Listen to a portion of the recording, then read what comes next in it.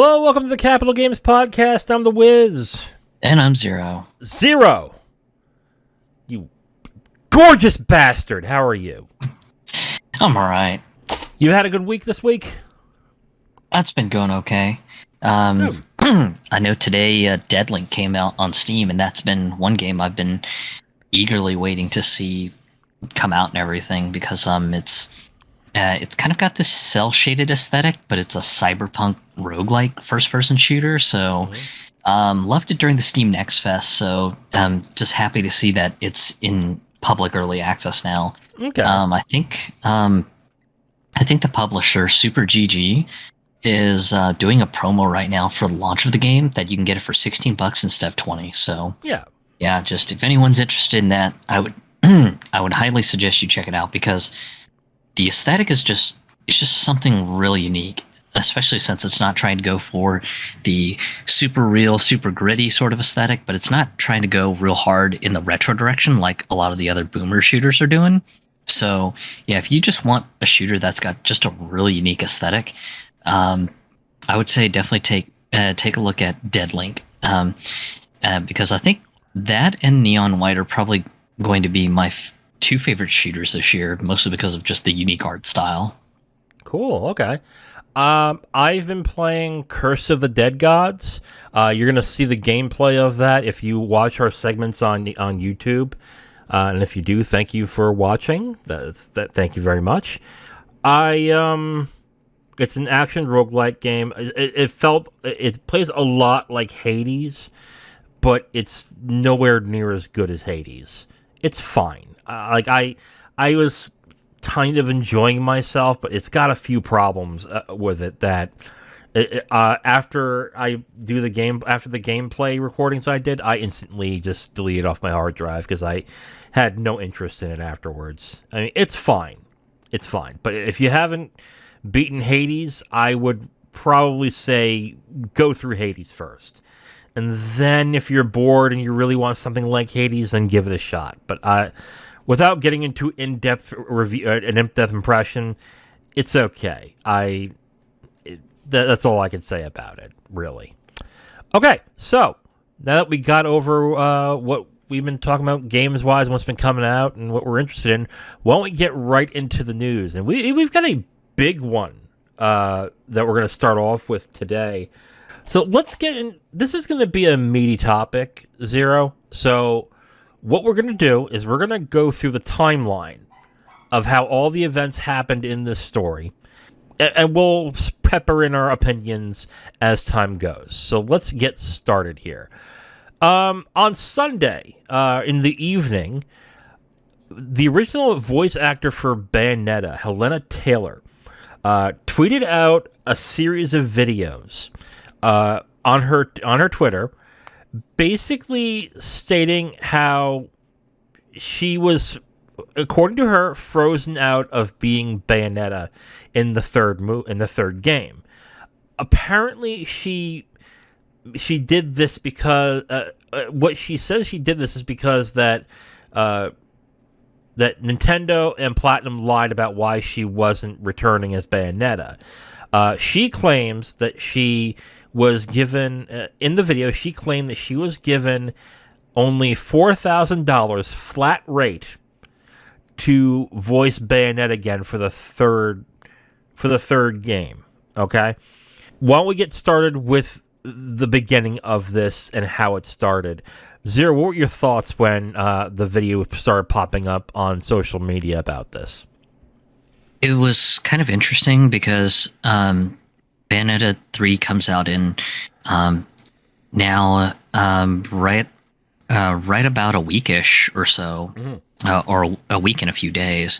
So it's kind of like one of those things that is just like, wow, this is some really, really crappy timing for the game, because now the game's got controversy stirred up about it. Oh, geez. So initial thoughts when I saw the videos and everything, one thing that didn't sit right with me was, or two things actually. One was the pay number, because it was just like 4,000. Okay. The last I understood about how voice actors are paid, they're paid per session. They're not paid a giant lump sum to say, hey, we don't know how many hours we're going to need you or whatever, but our rate is just going to be $4,000 for your labor. Mm-hmm. That seemed a little off to me because the little bit that I understand about the voice acting industry, you're paid per session. So I was just like, okay, well, 4,000. Okay, is that per session or is that for the whole session? If it's for the whole session, okay, maybe this is like Platinum trying to lowball her to say, hey, buzz off, we'd rather go with someone else. And that was kind of where I was kind of struck by this. The other thing that didn't really sit well with me was just how she would say, she would make a bit of disparaging comments against Jennifer Hale, the new voice actress for Bayonetta, by basically saying something to the effect of she doesn't deserve the role. If there's any gaming conventions that happens, she should not even be signing any Bayonetta related merchandise or whatever as Bayonetta, because I'm Bayonetta, always have, always will be.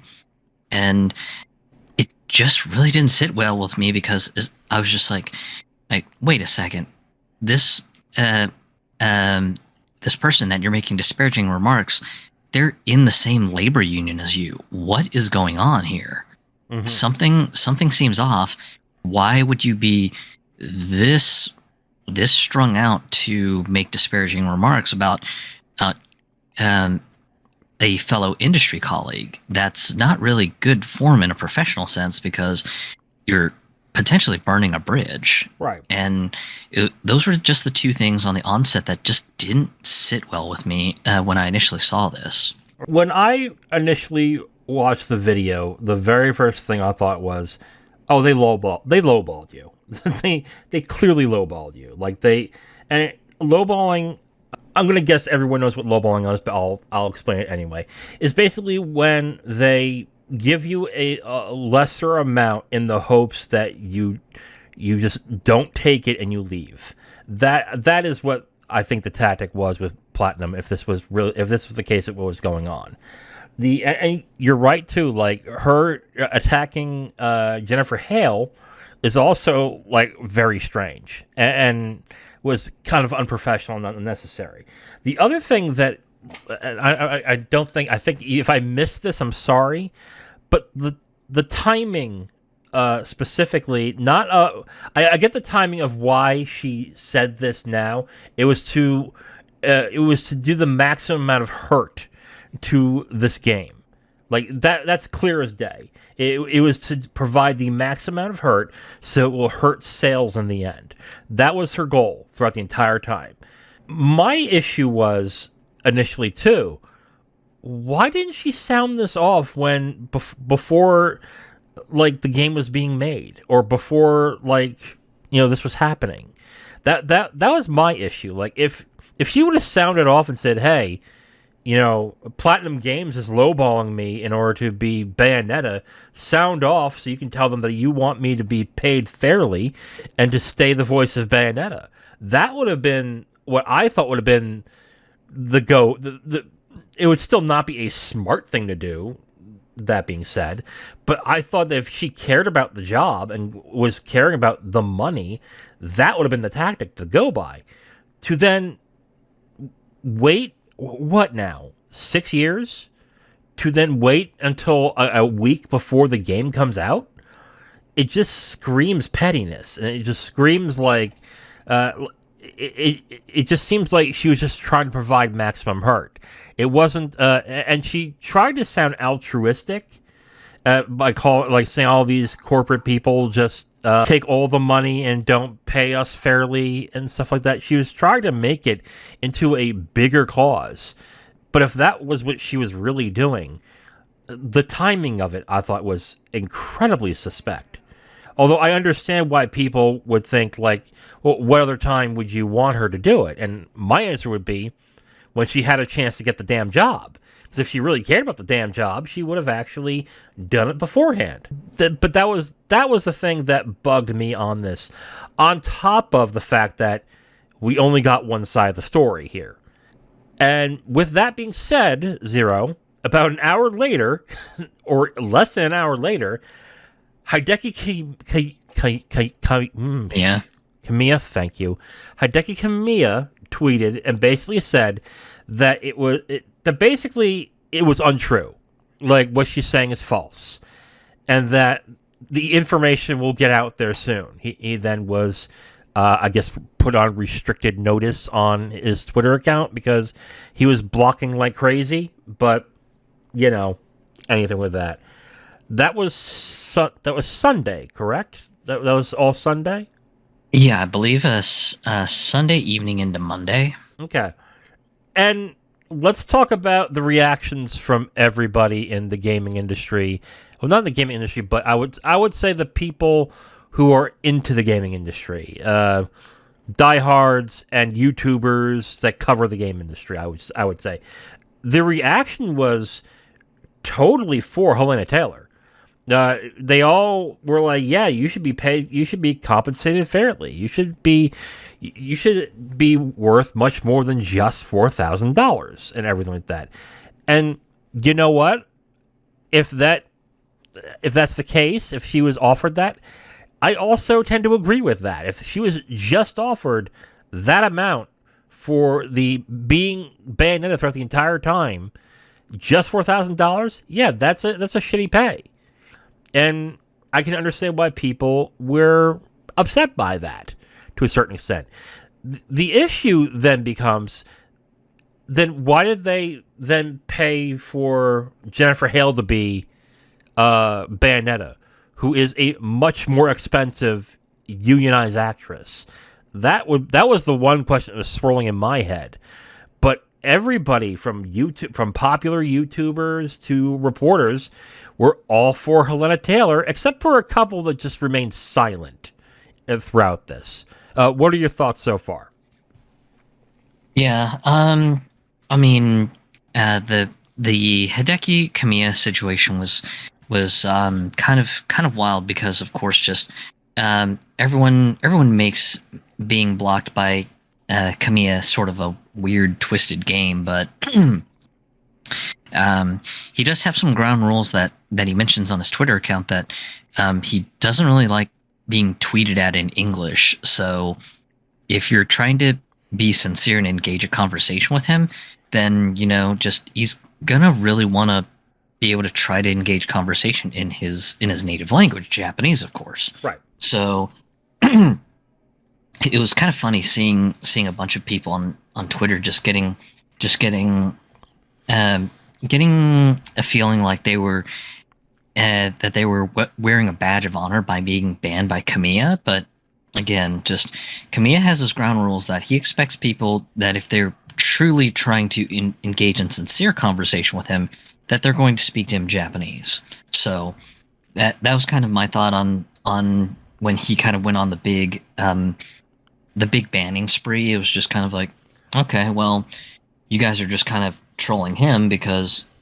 you all likely well know his rule, but you all don't care either. So yeah, whatever. Like even people that cover even YouTubers that cover the industry or just interested in the industry have all said, yeah, this is kind of Kamiya's thing. Like if you speak English, he bans you. Essentially, is what it turns out to. So yeah. So there was that, and then just kind of everyone sort of blindly jumping on the, voice actors are being massively underpaid. Well, we gotta believe Helena Taylor.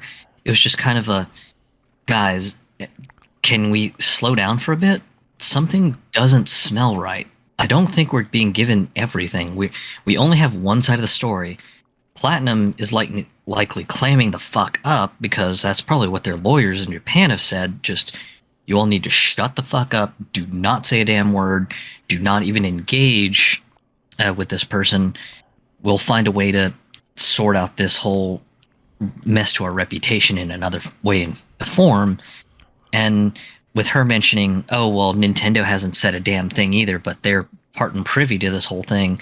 Same thing with Nintendo. Just Nintendo probably had their lawyers tell all the Nintendo staffers, do not comment on this. Do not say a damn thing about this. Do not even make something that sounds like an apology on this. If this goes to fucking court, the court's going to use every single little damn thing we say against us, and what any of you say could cost the company. So we need everyone to shut the fuck up. Mm-hmm. So, yeah, it was just kind of funny just seeing a whole bunch of people going, and well, how dare Nintendo Platinum be despicable, not comment on the situation. It's just like, dude, I'm sorry. Just, I hate to be cold, but this is just legal warfare 101. You shut the fuck up when your lawyer tells you to shut the fuck up. Right. And it's also good PR to a certain extent too, because sometimes when it comes to getting your point across, there are two schools of thought. There is the best legal option and there's the best PR option. And oftentimes they are completely separate things.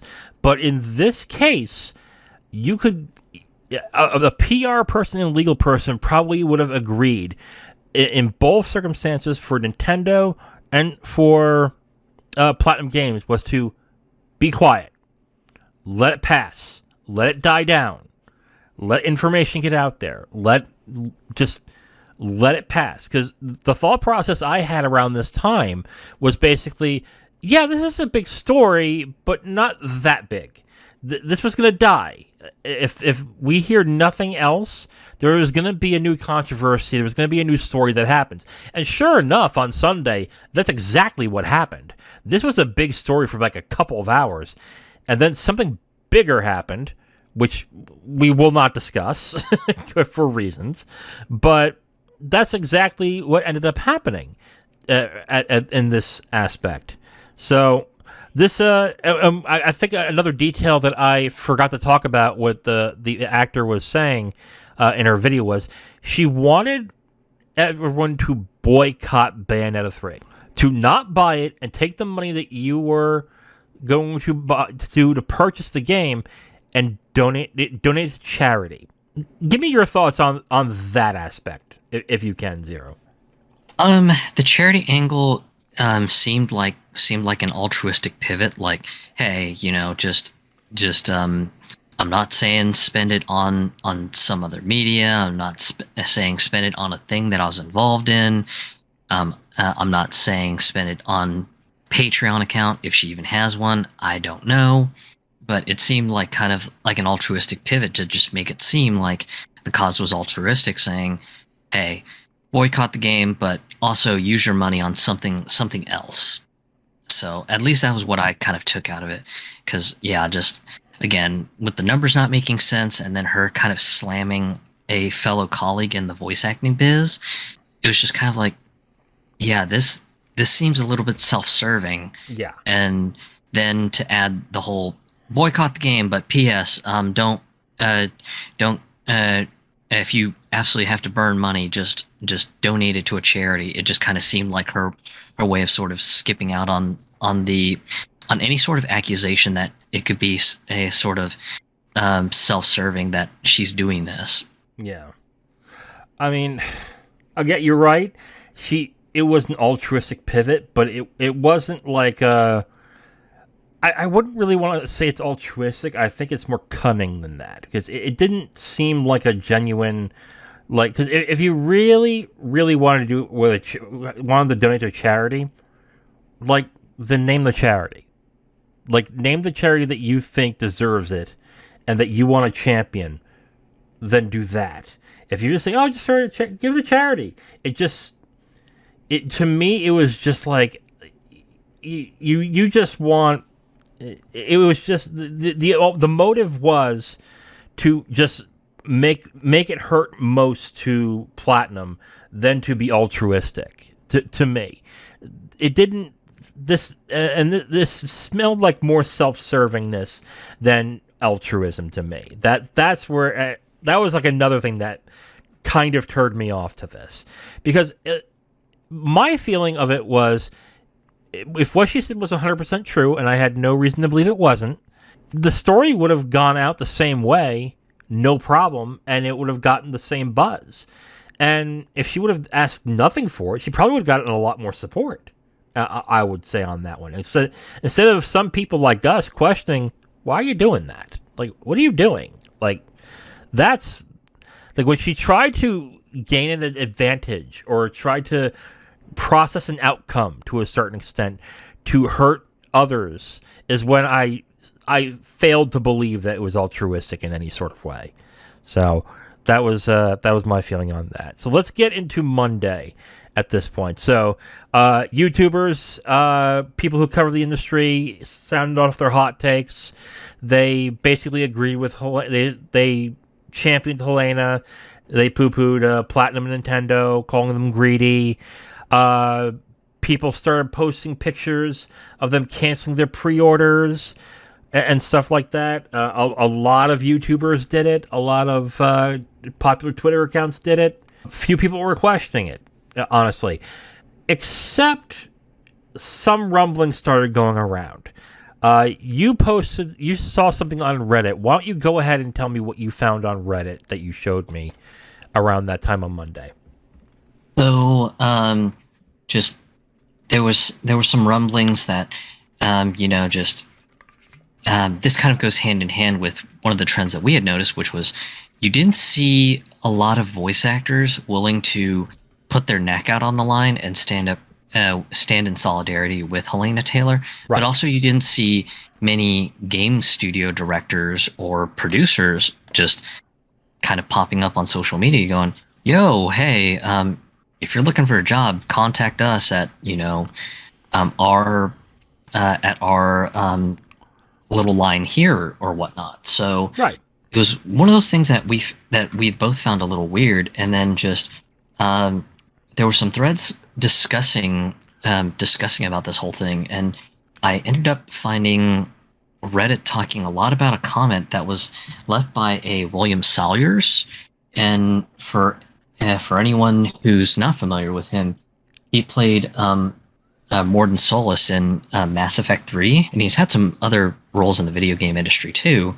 But his take on it, which was posted as a Kotaku comment, was basically that, just this seems like the usual union rate, and just $4,000 seems like a pretty good offer, because just typically you're in studio for just a couple hours a day, so just being if the game's recording session is over one day, then $4,000 for the day, that's not bad. $4,000 over a couple days isn't bad compared to most blue collar folks either. But ultimately, he had said, just roles can be recast. That the actors do not own the roles. The roles are are under the ownership of the game development company. Right. And because the roles can be recast, there's always a chance that just a role could be taken from you because a director wants to move a different way, or maybe the rate you're asking for is too much, and that's what it is. But also, he just finds it kind of weird, just that the argument that Platinum was trying to be cheap didn't really mesh well because of the fact that they hired Jennifer Hale, yes, one of the industry's biggest names. You're not gonna get a name like Jennifer Hale for cheap. So that was another problem that William Salyers in his Kotaku comment mentioned as well too. So he had said, just, I get it, voice acting is a tough gig. Voice actors do deserve a living wage, but the reality is the industry is pretty tough, and you're pretty much trying to gamble your way into a living wage, and you kind of have to diversify yourself and start taking multiple roles, and hopefully all the roles work out. And if they do work out, then great, cool. You've managed to resolve your income situation that you can have a living wage to live off of. That was where a lot of the discussion started to brew about things. And then the rabbit hole got a little bit deeper because some people were saying that Bayonetta 1 and 2 had recording sessions of about 4 hours a day over 4 days. So a grand total of 16 hours of voice work required for the game. Of course, I got curious about this, tried to read further into some of the comments about Bayonetta 1 and 2 requiring just about 16 hours of voice work, because I was curious on where this number was coming from. As the internet so often does, someone provided the sauce, and the sauce was a Nintendo Players UK podcast from back in February 2018. So right around the time that Bayonetta 2 had came out on Switch for the re-release. And in there, Helena Taylor mentions that she was in studio for about 4 hours a day for 4 days. Yeah. So this is where, in my opinion, things started to really start to fall apart. Right. And for those of you who are still saying, like, well, 4,000 for that, for that one thing, that's so little.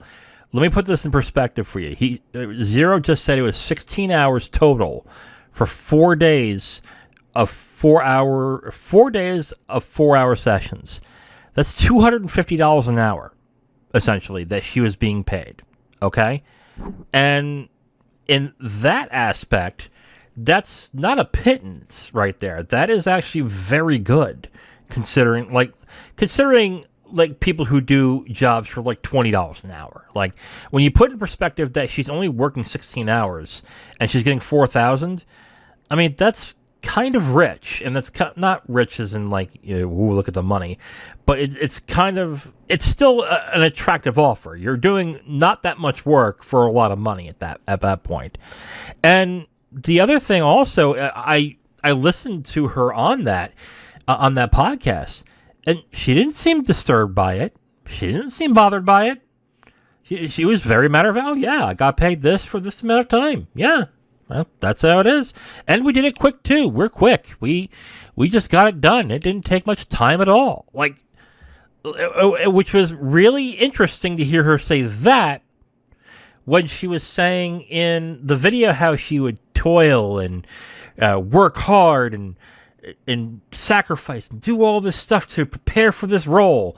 And here is her on this podcast going, yeah, it's no big deal. So that started falling apart. And then, as you mentioned as well with the other voice actors, bit by bit saying, this actually is not bad, or something's off here.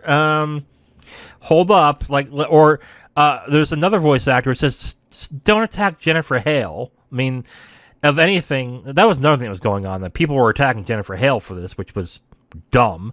A lot of people were...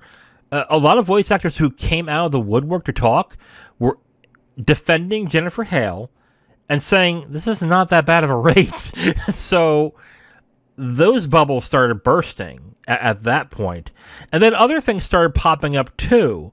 A lot of people started mentioning that if you look at her IMDb, when it comes to voice acting, the only thing she ever did was Bayonetta, except for like one voice in Dragon Age. She only does Bayonetta. In fact, the last time she did any voice acting work was 2014 for Super Smash Bros. For the Wii U. And she was Bayonetta then. Okay? After that, no other work happened. She did nothing else. Okay? Now, Zero. Would you say that Helena Taylor is a talented voice actress? As far as my experience with her, it's mostly been through Bayonetta, and she plays the Bayonetta role well enough. So, I mean, just unfortunately, since I don't have much experience with her other work, I've got no idea what her range is. And then by comparison, Jennifer Hale, I'm a little bit familiar with her, mostly because just I'm kind of a video game industry nerd, for one, but two, just when you look at just the list of things that Miss Hale has done, it's huge. She's got a ginormous range, and it's just one of those things. It's just like, again, the number argument just started to fall apart immediately, because it was just like, if Platinum's trying to be cheap, why would they hire one of the most renowned female voice actresses of the industry? It just doesn't make sense. Absolutely. 100%. I agree with you there. I just wanted to mention if you thought she was talented, because I think if you were to do a voice like Bayonetta, like the way she did it, I would say she's pretty talented. I mean, if you listen to her on the video, and then you listen to her as Bayonetta, you can tell there's talent there, and she can do voices fairly well. And with how much she talked about how she studied and stuff like that, I mean, I think it's fair to say she's fairly talented. My question was, if she's talented, if she is that talented, which I think she is, why wasn't she getting other work? Why was she only being Bayonetta? Like, why was she only voicing that character at that point? Because most other voice actors, knowing how much they get paid, do different roles. They say, oh, I'll do this role, great. Oh, and I'll be doing this role in 2 months, and then this role in 2 months, and this role in 2 months. And they just keep working on that. But even like mid-tier or not very popular voice actors do this. They'll either do a video game here, and then they'll do an anime for about a season here. Why did she rely on this one character for the role? Like, that's the one thing I was like, wait a minute, what? It's like, what are you doing? Like, that's to me, that was silly. Like, I looked at that, was like, the only thing you ever did was Bayonetta, huh? Huh. Which doesn't look good on her resume, and on top of that, does not work well when negotiating a salary. Because if you're negotiating a salary, you need to let them know that you can leave for better pastures at any time.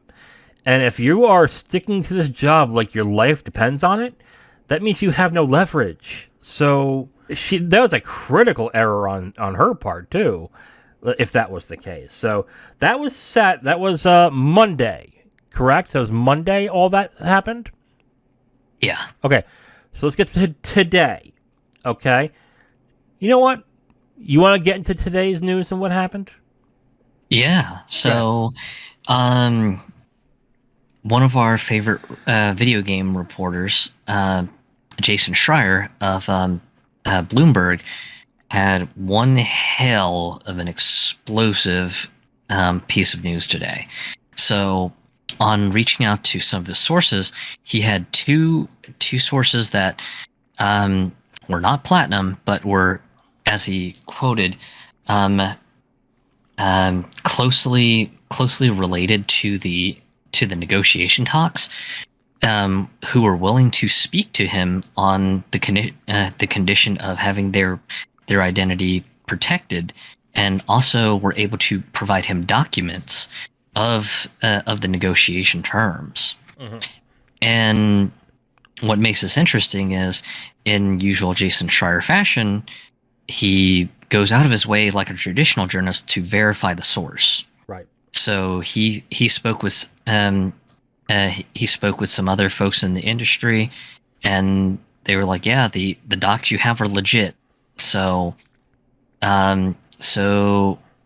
there was that, but what made it much more explosive is just the fact that Miss Taylor really wasn't quite as honest as she was about the pay rate. Right. Because the pay rate that was being discussed with her returning for recording Bayonetta for the third game was that Platinum was originally looking to hire her for 5 sessions. So, and keep in mind, people, it's 4 hours per session. Okay. So 5 days, 4 sessions apiece, and they were willing to pay her the going rate of somewhere to the tune of $3,000 to $4,000 per session. So we're talking a grand total of anywhere from $15,000 to $20,000. So, sorry. Yeah, kind of a big discrepancy versus just, hey, they were just going to pay me $4K. It's good to note that when she mentioned in the video, she said 4,000 flat rate. Now she can turn that around and say, well, yeah, flat rate per session. That's what I meant. But she knew what she was doing here, because she could have at any time say that, no, it was 4,000 per session. But you know that if she then said that, oh, it's 4,000 per session, people would have looked at it and was, wait, $20,000? That sounds fantastic. What are you complaining about? Like, what's your deal? So yeah, that or wow, $1,000 an hour. Man, I wish I could make $1,000 an hour. Exactly. So yeah, and when this started pulling the rounds, all of a sudden those people who are white knighting Helena Taylor that did not question the narrative and did not question her intentions were suddenly shocked. I'm like, oh my God, has she lied? I'm like, yeah, of course she lied. Like, well, no to use the famous as seen on TV line from Billy Mays, but wait, there's more.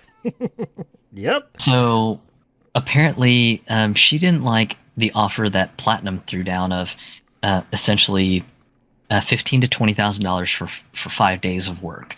So her counter offer was a six-figure sum that unfortunately was not listed. I assume because that would potentially out whoever revealed the documents to Jason Schreier.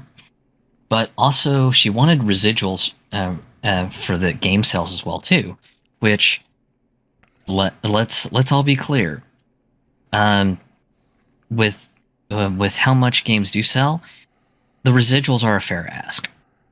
But to basically kind of get too big for our own britches and say, "Yo, I want a six-figure number, and I want a residuals deal too." Mm-hmm.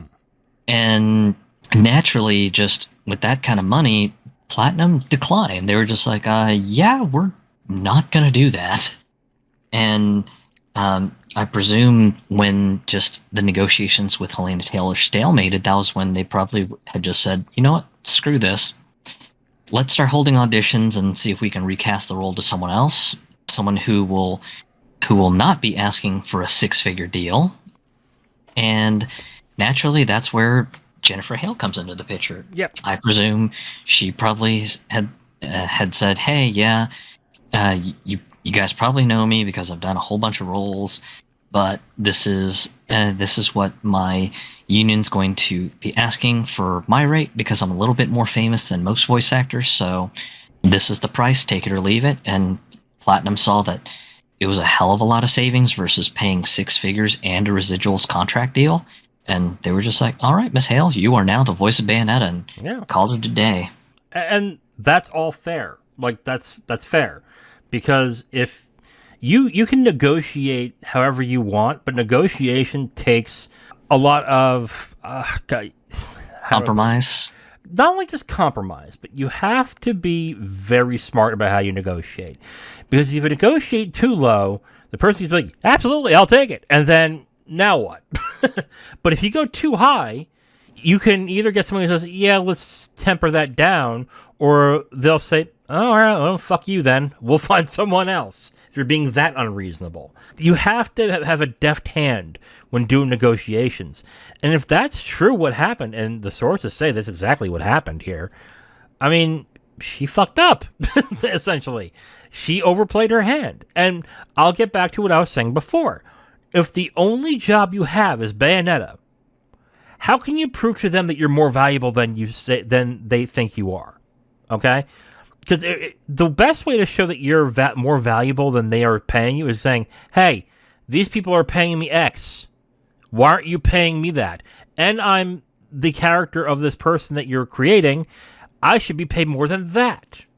Then you'd have something. But because she was only Bayonetta, okay, she kind of screwed herself. I mean, here's an example, Zero. Charles Martinet, okay, the voice of Mario. He does other voice acting on top of Mario. Okay?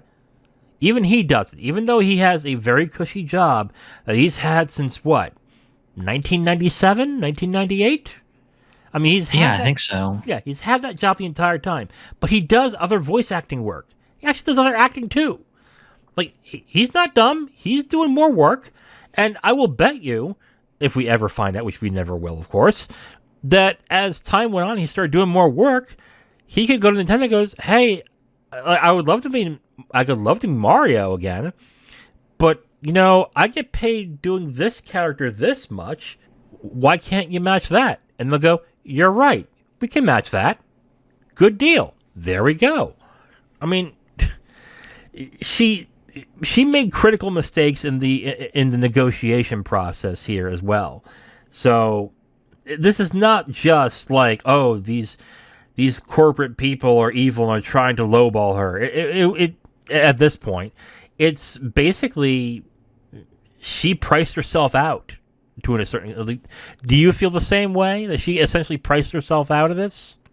Yeah, it's one part that, but also she completely misunderstood the Western culture's importance on voice acting. It's not like the Japanese market where a name will be sort of almost like a brand of its own, that, you know, just a Japanese voice actress, some people will follow them through their work because they're just like, love her, she rocks, or love him, he plays this villain like so well, and everything, that, you know, just that may have been just how she priced herself out. She was just like, you know, this is a Japanese company, they probably value Japanese voice actors, so, you know, maybe I can hardball them and get a better deal. And as a result of overplaying her hand, the role went to Jennifer Hale because, again, just Hale was cheaper. Yeah. And just it's unfortunate that this happened, but again, it's like you said, just you gotta know when to fold them, and, you know, just if you try to overplay, someone will call you out on it, and when they call you out on it, you know, if you don't got what it takes, then they're just gonna pass up and say, "Yep, sorry, we don't think you're worth that much. Goodbye." Yeah, she's like a poker player who thinks that a three of a kind is enough, and the opponent has a royal flush. Like, this is essentially what she did here. Like, she thought she had the perfect hand and that she could win, and then someone surprises her with a better hand. And that's just the game. That's just how it is when negotiating salary. Like, and that's happened to me too in my life, where I tried to negotiate a higher salary and essentially got shut down because, like, yeah, you're overstating your importance, or from what I was told, yeah, I don't even make that amount of money. So that's essentially what happened here. Let's talk about a few things surrounding this controversy that happened. I had a big issue with how this was being covered by a lot of the YouTubers, or a lot of the people who cover the business, and it was really overstating the importance of Bayonetta, okay, and overstating the amount of sales that Bayonetta makes, which is something specifically Helena Taylor did, okay? The first thing that I balked at was when Helena Taylor said that this series makes $450 million in sales and merchandise, okay? We did the math last night, and it ain't nowhere near that. It is nowhere. It's not even. It's a little more than half. Like, if you took the amount of sales that Bayonetta did total throughout the entire series, and then you times it by 60, the units, like by $60, you get $250 million. Okay, and there ain't no way that Bayonetta is making $200 million in merchandise. There's no way I believe that whatsoever. What was your thought on that? The overstating of the importance of the Bayonetta franchise, I thought, was really odd to see, because you can look up the numbers. It's not Call of Duty numbers, clearly, and that was why I was just kind of like, I don't get where people are getting this thought that, you know, just Bayonetta is like one of the most important games. It's just like, I'll come out and disclose this to be completely transparent about this, but I'm a big Bayonetta fan because I like character action games like Devil May Cry, and Bayonetta's right in that wheelhouse. Yeah. So I enjoy the game, but unfortunately, it's not in the zeitgeist of most people. Most people aren't gonna trip over themselves to go buy the Bayonetta games. Most people aren't really going to trip over themselves to buy Devil May Cry. Those are games that, as much as it hurts me to say this, they're a relic of a different time. Yeah. I mean, you've got Devil May Cry 5 that did some new updates. It's got shiny graphics and all that other stuff. But when it gets to brass tacks, Devil May Cry at its foundation is still a very old-fashioned game. Thing that really started getting on my nerves when listening to all these YouTubers and these people covering it is that they would overstate the absolute importance of Bayonetta in the industry. I can't tell you how many times I heard the word iconic when it came to Bayonetta. Bayonetta iconic's a stretch. It's God. It's a cult. I would put it in cult classic status. Yes, absolutely. I agree with that 100%. You know what I would call iconic? Call of Duty's iconic. Madden's iconic. Maybe Destiny. Yeah, okay. Destiny. Nah. Mario. Destiny's a bit iconic, mostly because just they went all out with like the voice talent and everything. Okay, and sure. That was one of the big marketing points that they made for Destiny 2. They're just like, oh yeah, we've got Nathan Fillion and we've got some other folks who are all big names. We've got John DiMaggio playing a character in here too. Yeah, Halo is iconic. Mario, Zelda, those are iconic. Those are wildly popular. Bayonetta is not. Bayonetta is not. And like you, I'm a fan of Bayonetta, and I like these games. But there ain't no damn way you're going to convince me that it's iconic. It's not. It really isn't. They're fun games, and the people who like them, but it's a small fraction of people who like them. And if it was as iconic as people have been saying it is, Platinum wouldn't have needed Nintendo's help and money in order to produce Bayonetta 2. It couldn't have been that iconic if or wildly popular if Platinum needed to do that.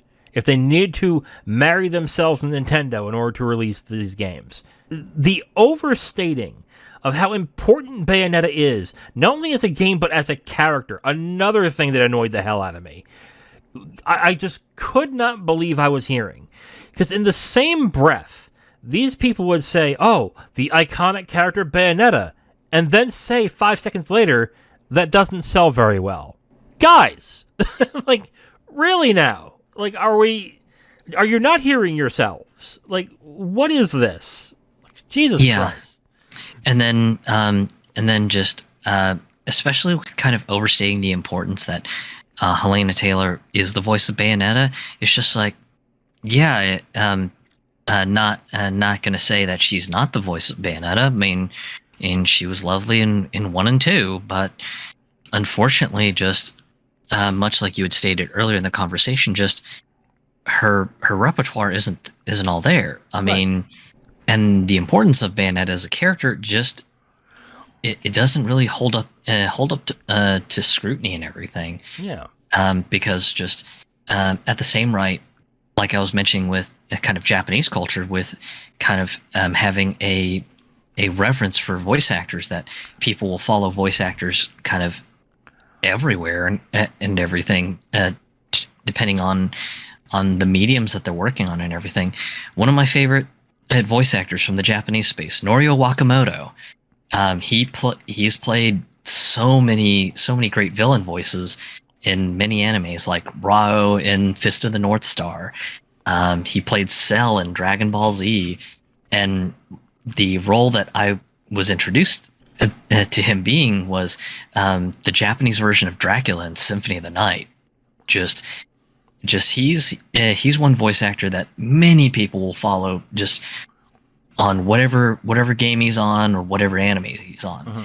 And just to think that people were that she got the thought that people were following her on the roles, and then you've got these YouTube news pundits who are saying, "Oh yeah, just the iconic role of Bayonetta." It's just like, guys, the West doesn't have a voice actor fandom culture like Japan. Mm-hmm. There's no leverage in Western society for that kind of thing. It's just like, maybe if this was Japan, sure, maybe, but just the West doesn't have that kind of a culture. Right. And let's also, if you look at some Japanese game trailers, even in the West, when they do the character trailers, they always have the name of the voice actors who are playing those characters. It's something I have always noticed, like in the past, like 5 or 10 years, when like games like Trails of Cold Steel or something along those lines, when they do those trailers, they always have the Japanese voice actors on there. And I guess the reason why is because they want to get popularity and people excited for those games. The other thing that I noticed almost right away when this was starting to going on was, why didn't anyone notice that the voice actors changed when the trailer came out recently and the Nintendo Direct? I heard no one saying, Bayonetta sounds different. Or saying, wait a minute, that doesn't sound like Bayonetta. I heard no one saying that. All I kept hearing from Bayonetta 3 was, alright, can't wait to play it. Looks cool. That's all I kept hearing. And it wasn't until somebody thought to ask, like, wait a minute, Helena Taylor is the actress. It's Jennifer Hale this time. Why is that? And then the ball started rolling. Like, literally no one knew. And no one thought to care at this. And for then all of a sudden for people to be like, oh my God, the injustice. You didn't recognize that it changed. Like, no one did. No one cared. Everyone was just like, oh, okay. Cool, I guess. Sure. It couldn't have been that iconic if no one was pissed until she said something. Am I wrong on that? No, I mean, just that was another thing that was interesting as well too, and kind of like you, when this whole controversy was kind of being stirred up, I was just like, wait a second. When Nintendo put out some trailers where they actually had Bayonetta speaking, nobody had an issue. Yeah. But all of a sudden, now everyone's got an issue? Okay, what in the hell's going on? Yeah. And because... And the whole thing... Everything's changed in the past 3 days. It went from everyone supporting Helena Taylor to now everyone is kind of pissed at her now about this. She's doubling down saying what her account of everything is true, even though reporters are basically confirming it's not. And she said that she'll just work in the theater and forget all about this, which honestly, if that was the case, is something you should have done in the first place. Because if you didn't care about doing this anymore, there was no fucking reason for you to do this. So, except for to gain revenge. And if that was your modus operandi to do, then I guess you got it. But now what I think is going to happen, Zero, before all this happened, we talked about this privately. I thought Bayonetta 3 was probably going to get the least amount of sales out of the 3. Now I think it's going to beat the first two. I think it will get 1.5 million sales when everything's said and done. What do you think? Yeah. Especially from the fact that this is Streisand Effect 101. Yeah. I mean, the fact that this story got so big and so blown up that you have TMZ, of all places, reporting this. And TMZ barely touches video games. Barely. Yep. To have this in kind of like the mainstream zeitgeist now, just now you're going to have people curious going, yo, what's this Bayonetta 3 about? Yeah, and they're going to be like, oh my God, you fought monsters and you strip while doing it? I'm buying that shit. Ooh-wee! Yep. So it's just classic Streisand Effect. If you didn't want to bring attention to Bayonetta 3, you probably were better off just kind of leaving things alone. But of course, just well and off alone is just not enough. So now she's decided, hey, well, let's just go kick the hornet's nest instead. I think, like I said, I think this will now increase sales. It will basically, it'll make Bayonetta a more high-profile game now. And for this one only, I don't think this is going to last for Bayonetta 3 at this point.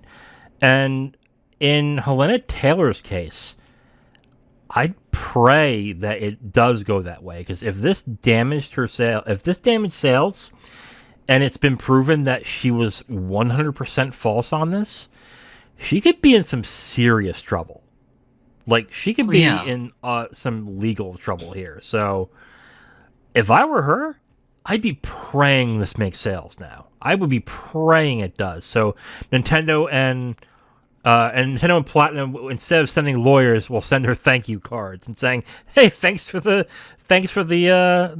free press. Thanks for the free marketing." Just to kind of remind people where we stand on things. Okay. Wiz and I, we do feel that, stuff like SAG-AFTRA is important for video game voice actors. So this is not us poo-pooing on just voice acting talent in general. Just, there is a place for it, but if the concern is about wages, just you have to kind of go back to SAG-AFTRA and go, if the going rate at minimum is $1,000 per session with no residuals, then you need to start holding that union accountable and say, hey, shouldn't we start reevaluating these sorts of agreements, especially if these potential franchises may have toys and other licensed merch that may bear the likeness of the character that we play. That should be a question everyone's asking, but of course everyone doesn't want to use the big brain tactic and think on that. They're just like, well, this is on Platinum and Nintendo. Not really. It's a two-way street. Yeah, they own the brands or do the publishing in Nintendo's case with Bayonetta, but again, just you have to go back and ask the union why the minimum rate is the rate that it is. Mm-hmm. Because I know some of the other chatter from some other voice actors were like, oh yeah, just $4,000 for like a 4-day session agreement. Yeah, kind of normal to me, which goes right in line with the SAG-AFTRA $1,000 per session sort of thing. Yeah. So again, just if you're concerned about the pay, you should be asking the bigger question on SAG-AFTRA: why is the minimum where it is? Because if that's not enough for a voice actor to live off of, then again, you need to start asking why the minimum is where it is, and maybe start holding SAG-AFTRA accountable and say, maybe you should start looking to increase the pay rate at minimum for video game voice actors, because $1,000 per session might be too low. Right. So it was interesting. We mentioned who was silent in this, which was game developers, game heads, studios, and other voice actors throughout this entire thing. We're relatively silent until a few of them stepped up and said, something's up here. But I think the one that was most telling that we didn't catch on till later was the fact that SAG-AFTRA said zip throughout this entire thing. Didn't say a thing of support. Didn't say anything in this. They didn't denigrate. They didn't praise. They just were silent. And you'd think a union that wants as many people in their fold as possible, would want to stand up and say, this is why we need unions, and this is why we have unions, to prevent something like this. But they were completely silent. Like, like that should have been another sign for everyone to have been like, yeah, we're not getting the whole story here. Like, something's up here. I want to also just state on this point, you're right. I agree that these people do deserve more money to do their job. However, I will also point out that SAG-AFTRA as a union, they make more money off of Hollywood and TV than they'll ever do with video game voice acting. So if they're going to put a lot of effort in to make their union work, it's going to be with those actors. Because they get, I can imagine, they get a lot of good dues and a lot of good fees from Hollywood actors, actors in movies, actors in TV shows, and stuff like that, more than they ever do with voice acting. And the other problem is, I hate to say this, but in voice acting in games, it's a luxury. It's not necessary. You can make a good game without voice acting. Hell, one of the biggest selling games of all time, which is Legend of Zelda: Breath of the Wild, has 0 voice acting. There's none. It's all text boxes. That right there will tell you that it's a luxury. Yes, I get that games like Last of Us and Uncharted would not work as well without voice acting and motion capture. And I get that. They deserve to be paid well. But until they are a necessary component in video games, like just as necessary as the programmers and the artists and the technical people that run these games, they're not going to get it anytime soon. And I don't think they will, because they're always going to be an afterthought. Because if they become too expensive, I can see companies saying, okay, let's just go back to text boxes. Or let's just do Japanese voice acting. Yep. And to the last point too, there have been games that just have been completely localized with just only Japanese voice acting because the cost was just too prohibitive. A great example of this was BlazBlue Central Fiction. When it had come out, Arc System Works, who had taken over the publishing and licensing duties off of Axis Games, they actually had made a giant PR statement before the release of Central Fiction to switch PC and PS4, saying, hey, due to cost, we are not including English voice acting in this game. This game will just have Japanese voices only. We're sorry, but just them's the breaks. Yeah. And honestly, everyone was fine with it. Like, everyone was fine with it. Like, and that's the other thing, too.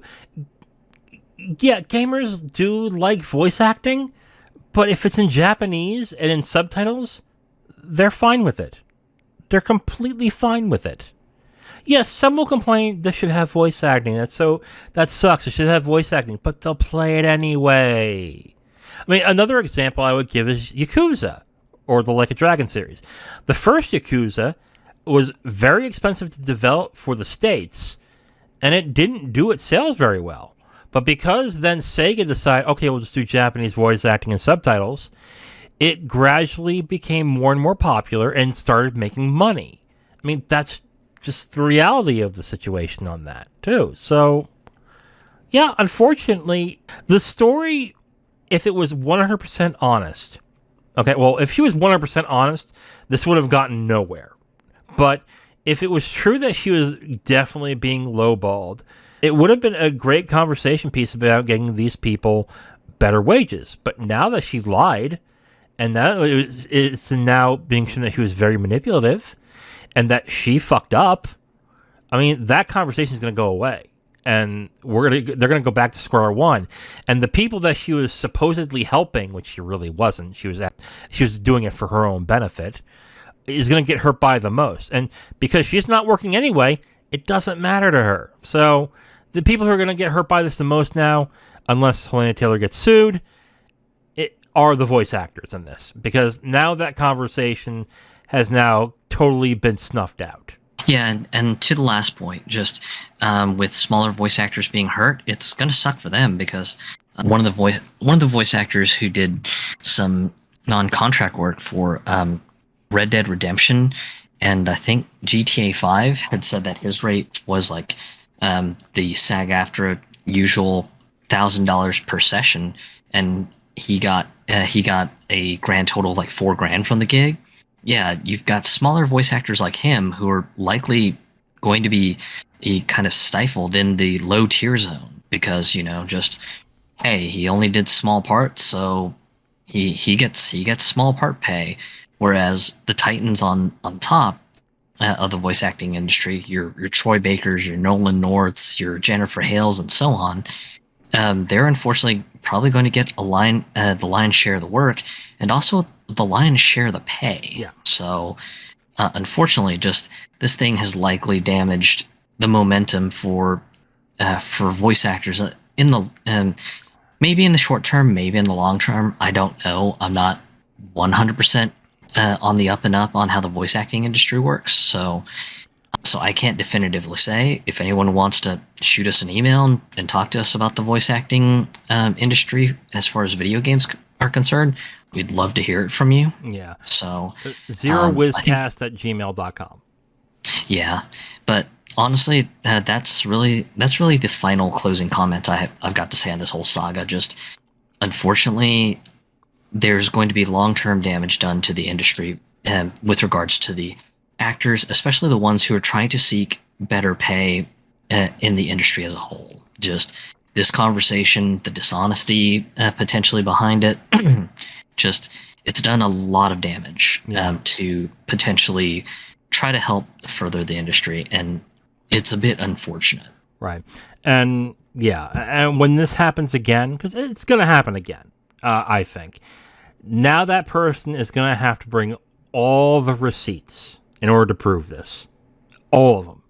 And if they don't do it right away, no one's going to buy it.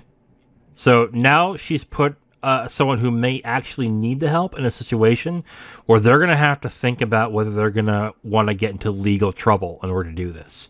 So you've pretty much now just stifled others to do what she just did. It's going to do more damage than good. And if I were peers of Helena Taylor, I'd be fairly upset with her right now. But then again, she doesn't work anymore. So you don't really have to deal with her anymore. On to the next one. Wow, that was a beefy one. Okay, so this next story, it of course deals with Microsoft trying to buy Activision Blizzard because there's something new every week. We found out this week that CMA, the is it the UK regulators, the Competition of Markets Authority and Markets Authority, it's UK. Said that they're doing an inquiry into the merger and has expanded to a second phase due to a number of antitrust concerns. This came out because Microsoft, I guess, scathing response, basically saying that CMA is just parroting the same things that Sony was saying. And it was essentially that basically it would be anti-competitive and would hurt the industry as a whole if Microsoft were to own Activision Blizzard, and that they will likely do all sorts of exclusivity stuff with those things that is unfair to everybody else in the business. It is essentially the brass tacks of that, okay? Because of that as well, because the regulators in UK are going through all this, rumors started circulating that Sony delayed a third-party State of Play showcase because of all of this. So, with that said right now, we'll get into more parts of this soon. Let's get into the brass tacks of this right now. Zero, what did you think about when you heard Microsoft's response to what the CMA said about their merger opportunity? It's a bit funny because it came right on the heels of Brazil's judgment on the whole situation. Because for anyone who has forgotten, Brazil got similar concerns from Sony. Basically, Sony was saying, "Hey, you can't let them own Call of Duty because if we don't have Call of Duty accessible on our systems, no one's going to play on PlayStation." And the Brazilian SEC equivalent pretty much just kind of had a scathing reply to Sony, basically saying, "We're not here to do your marketing for you. Get off your ass and do your own damn marketing." And it was kind of one of those things that was interesting because just that was one potential choke point that we had saw with the entire merger and everything. And then to hear that the UK kind of has an opposite take of, hey, actually, yeah, Sony's got some legit concerns, we think. It's kind of an interesting inversion to see.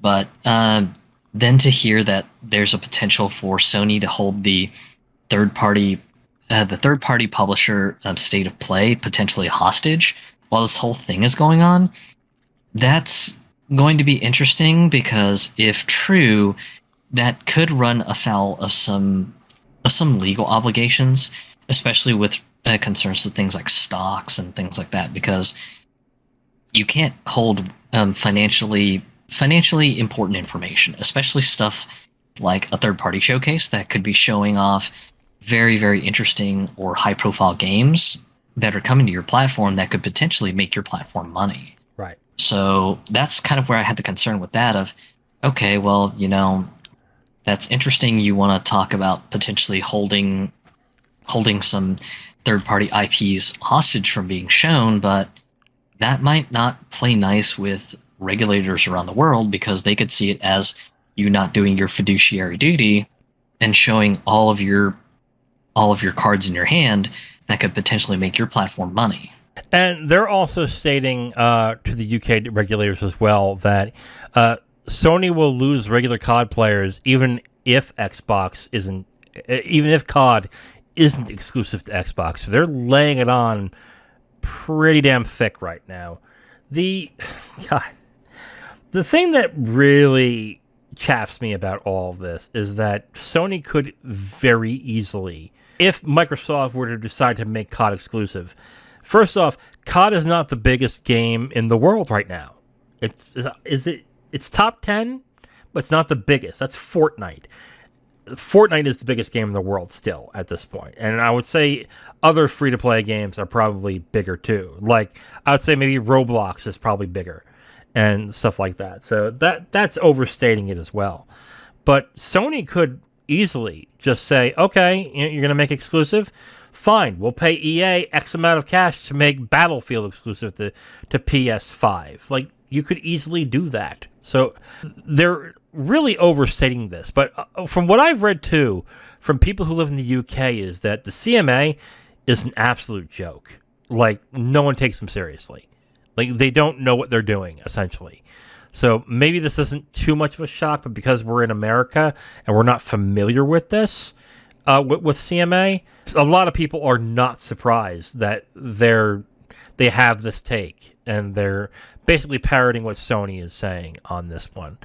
With regards to Sony and everything, Sony could also easily dig into their own brands and revive some of their stuff that they've kind of put on ice. I know in private conversation, you had mentioned one potential franchise they could bring back up is the Resistance series, the Resistance Fall of Man games, for anyone who needs a refresher.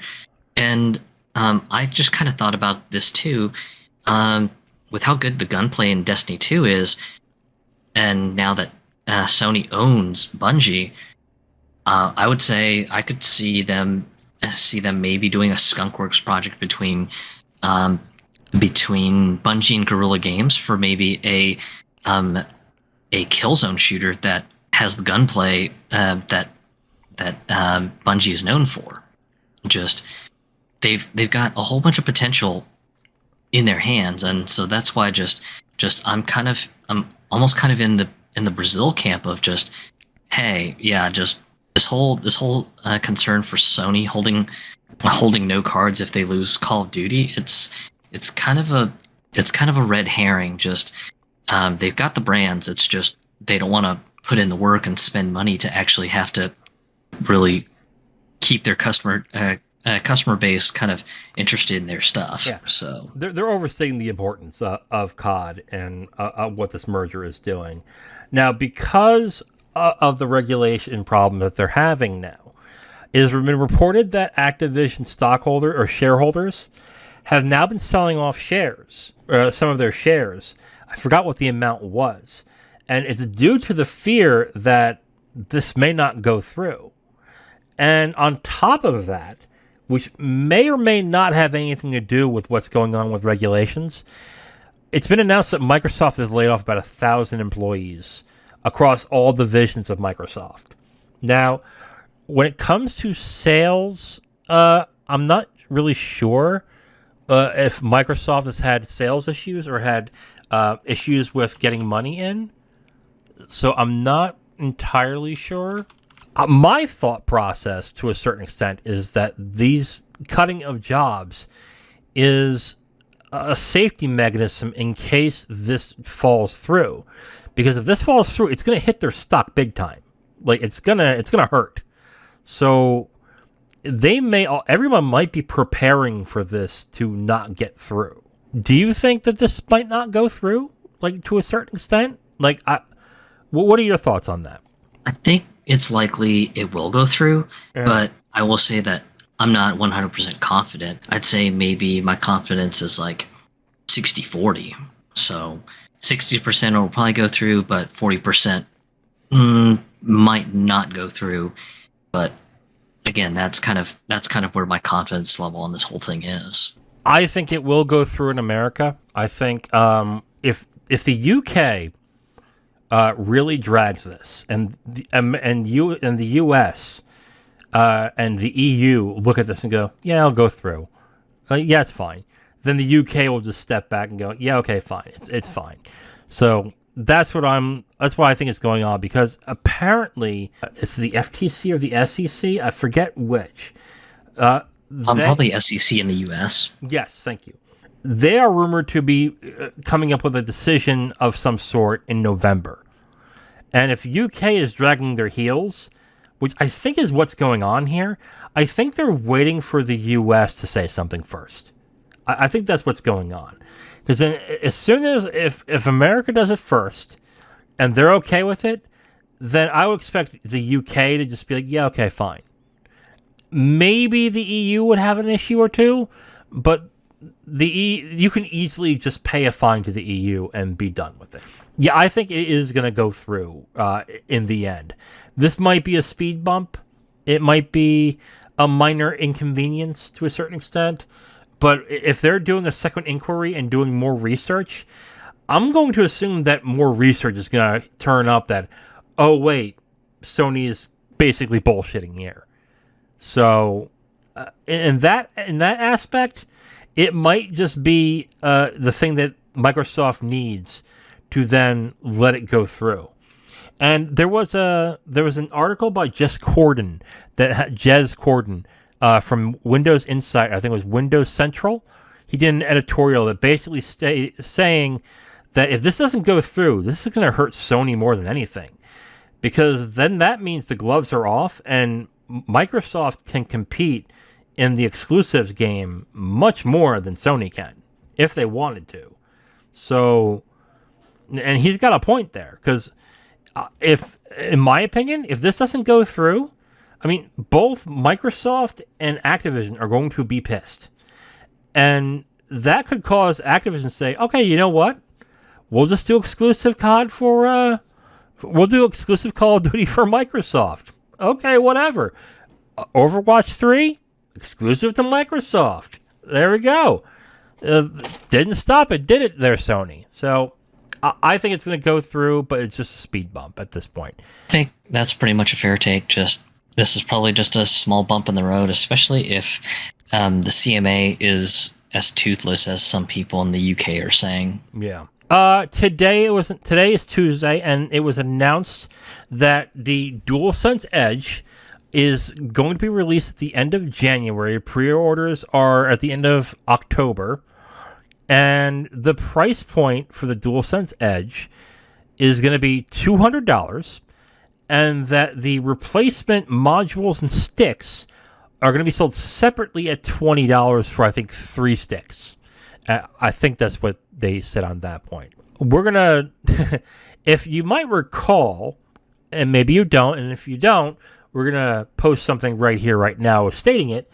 When this was announced at Gamescom this year, me and Zero essentially said that this is probably going to be their premium controller, and that they're going to market it as a premium controller, and that it's probably going to be $200 at that point. I think I said $250. If I wouldn't have been surprised if it was $250, but we said $200 or $250 at this point. So we were right, and we'll post the proof as well, just so you guys know on YouTube. We'll put a card up there just to show the time anyway.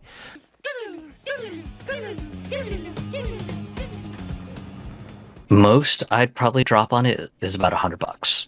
Oh, so because it just seems like a half step between the Xbox Elite controller, which is a $180 to a $200 controller, depending if you can find it on sale. Sony is gonna ask for $225 for this, and I will pay $100, just like you said. I'll pay $100 for it. Yeah. Like there's not enough in there. Yeah, it would be a real shame if they priced it around like $200, because there's just not enough features in it to really ask for that much cash, in my opinion. Right.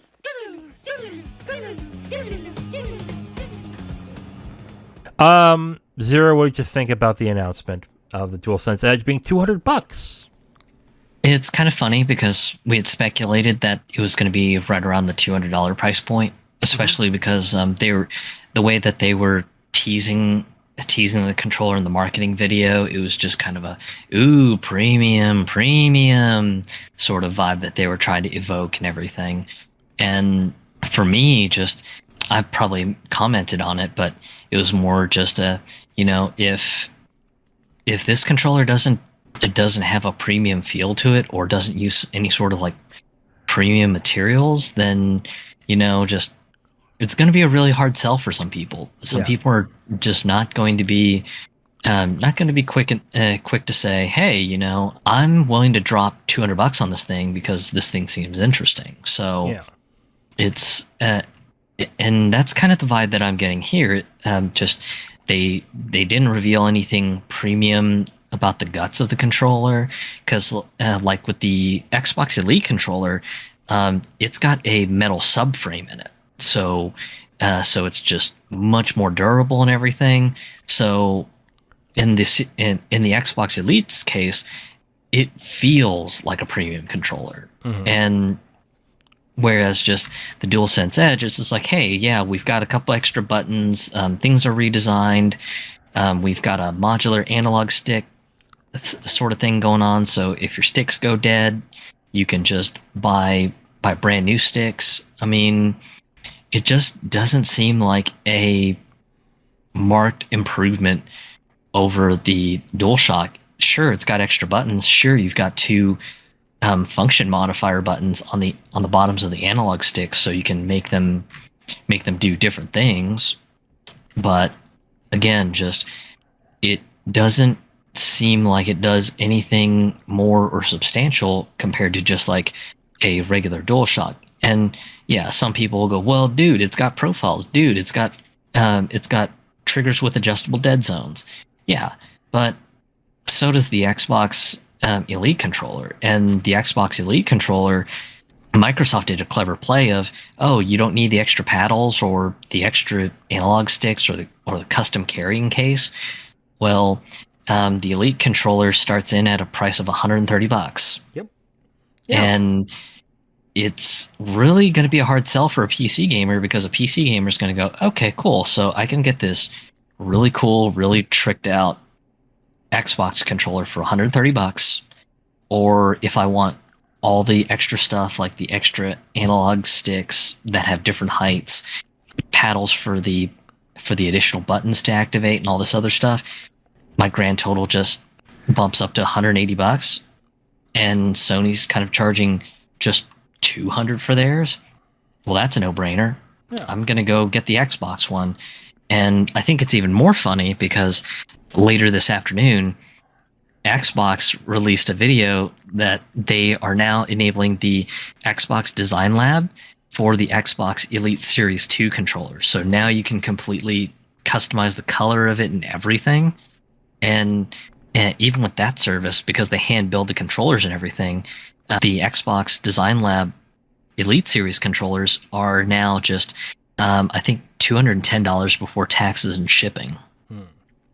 So, yeah, you can get a completely customized, completely tricked out controller, and Microsoft will even laser engrave your name for an extra $10. So for like $220 versus, hey, yeah, here's a slightly better than factory controller for like $200. Yeah, and you hit the nail on the head on one aspect, is that in order for it to be premium, it has to look premium. And the Elite controller does look premium. It looks different than the initial controller involved. Like, I looked at it when it was announced, and I was like, that looks like a DualSense. Like, there's not even difference in colors. There's not even a difference in the frame and of how it looks in any way.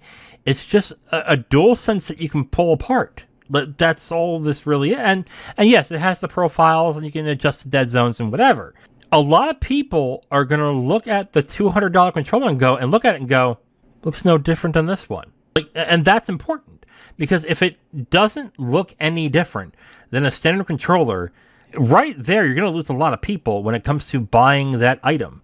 But when you have the Elite controller and you're looking at the box of that, and you're looking at the regular box of an Xbox Series X controller, you can see differences. You can see, oh, this has this type of texture here. Oh, and there's that metal frame there. Oh, and it's got this color, and it's got this, and it's got this and that. And it has the paddles in the back and whatever. Like, you can tell the differences. When I saw I saw the trailer again for the features, it looks exactly the same as the DualSense.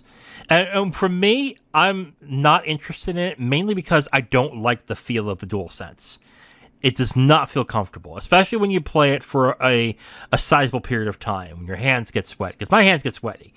And you're gripping on the controller. It's just not comfortable. It feels like it can slip off my hand at any time to a certain extent, or that I can break the controller.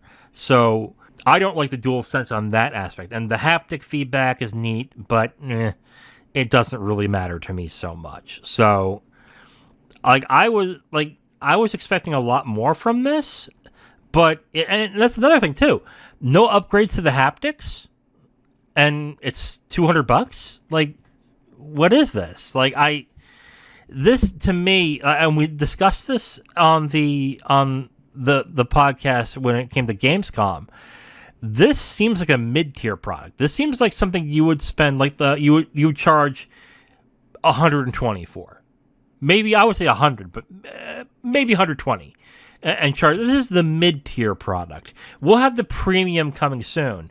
But if you want something that's a slight upgrade from the DualSense, this is the DualSense Edge. Would be is how I would market it. The DualSense Edge is the mid-tier. It's the upgrade, but it's not the premium.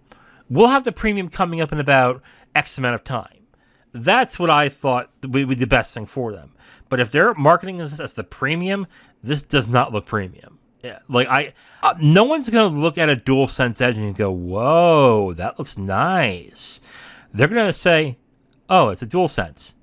And then someone will have to point out, no, it's not. You can pull this out and it'll do this. You can take the keycaps and do this. And they go, oh, okay. That's not premium. Like, a premium stands out. Like, a SCUF controller stands out. The Elite stands out. This doesn't stand out to me.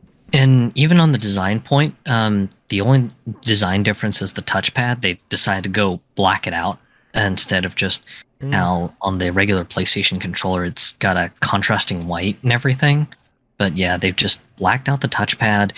The USB interface is kind of neat because you've got a little locking block. So if you're trying to play corded at a tournament, you don't have to worry about the cord unplugging itself, I guess. So, I mean, there's some cute features, but again, I still stand by my take that compared to the Xbox Elite controller, and full open disclosure for me, I've got an Elite version 1 and Elite version 2, and yes, they both work.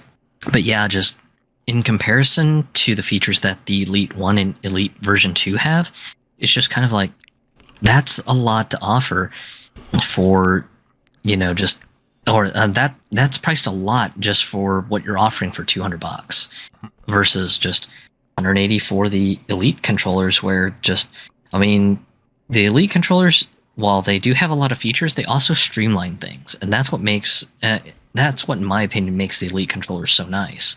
Sony's little demo video showed the function buttons that are under the analog sticks, letting you just completely alter settings and go into like a profile changer and stuff like that. I don't know, just for me that just seems clumsy, because on the Elite version 1 you had a little switch dead center on the controller that would either give you profile number 1 or profile number 2. Mm-hmm. And personally, I love it because it's just nice, simple, and elegant. You don't need to look at a screen to determine which profile you're in. Just you set the profile and go. Yeah. And then the Xbox Elite version 2 controller, you've got a set of 3 LEDs in the controller, and again, you can set a profile to each one of those little LED profiles. And again, you can also just pick the profile you want to use without needing a screen to tell you, oh, hey, you're in the Call of Duty profile. Oh, hey, you're in the Gran Turismo 7 profile. Oh, hey, you're in the general all games profile. I just like the elegance of the Xbox Elite controllers because just again, while they pack a lot of features, they also keep things very streamlined and very simple. I think the sales are going to be that the diehard Sony fans, like the real diehard ones, they're going to buy it right away. But I think that's it.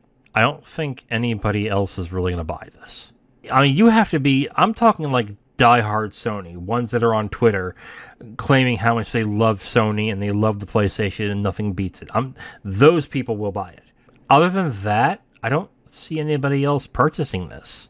The esports gamers are probably going to be buying Scuff anyways because they're just like, yeah, Scuff is the standard for us, and if they're big esports, personalities, Scuff will usually give premium service to them anyway. So I really don't see any pro PlayStation players all of a sudden going, oh well, yeah, let me just switch off.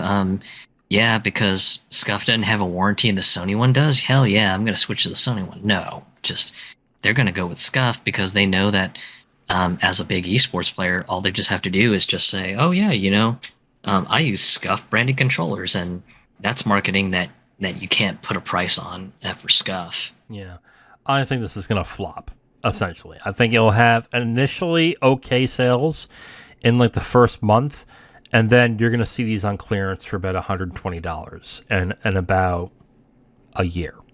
Yeah. I think that. I will say that for investigative purposes, at some point I will be trying to pick one of these up just to see if it even lives up to the hype, and I just have a feeling it won't. Yeah. Yeah. Because I know I was kind of that way with the Xbox Elite controllers. I was just like, man, just $180 for a controller, and that's a lot of dough to throw down on a controller. I'm not really so sure that just any controller's worth that kind of a price. And then of course, just after I put my hands on it and everything, I was like, no, I just love how versatile this controller is, and how just I can set it up with different profiles for different games, and it just makes my games feel just that much more fun to me.